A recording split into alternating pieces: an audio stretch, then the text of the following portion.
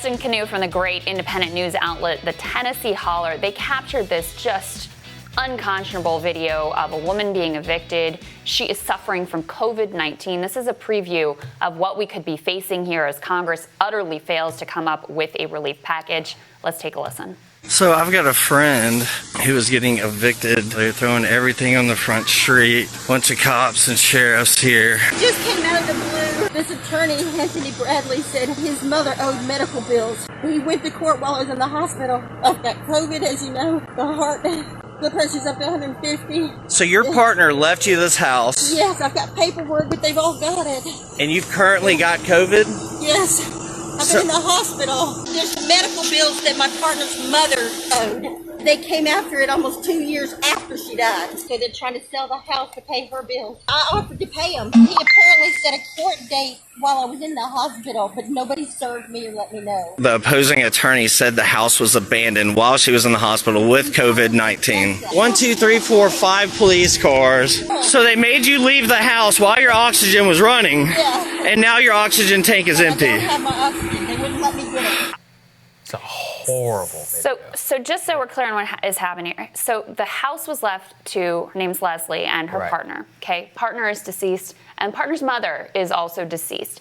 They're foreclosing on the house of a woman who is suffering from COVID-19, by the way, because the deceased mother owed medical debt. Deceased mother of the partner. Yes. Yeah. I mean, it's like 10 layers of hellscape in this whole situation. And again, I just worry this is a preview. No one should be getting foreclosed on. No one should be getting evicted right now in the midst of this pandemic. So the fact that they went forward with this, seize the house while she's in the hospital, throw all her stuff out on the street, it's just outrageous. And she suffered a seizure from stress, reportedly. This is according to the Daily Mail, while she was being evicted. So it just goes to show how, even terrible that it was there. And she has the money, right? She has the money to pay. She was like, I offered to pay. What about the people who don't have the money to pay? We have this new story that which we covered earlier, which is that 30% of Americans are facing eviction, or are facing to miss their August payment, which is probably just the latest payment in a series that they already missed. God knows what the hell is going on right now with the White House executive order and the amount of cash that's actually going to go out there. Right. This is not something that is going to be quelled. The reduction in that unemployment insurance, which you can see, the overall reduction in income, spending, and so much more.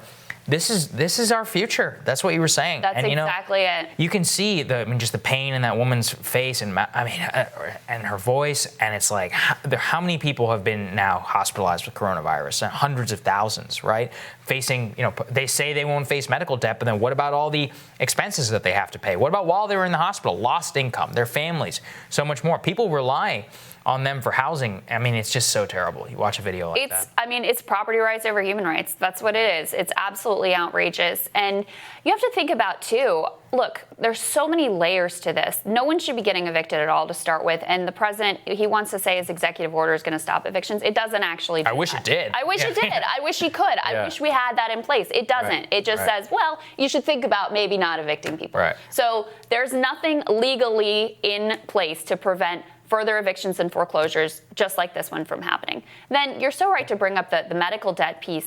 There's been a bit of a spotlight shown on that piece because of coronavirus. And there's a story out last week about, I think, a guy's medical bills from being hospitalized with COVID was like $1.9 million. Right. How many people are going to be facing that situation on top of everything? Cori Bush, who's likely headed to Congress, she was hospitalized twice during her congressional campaign for pneumonia and coronavirus.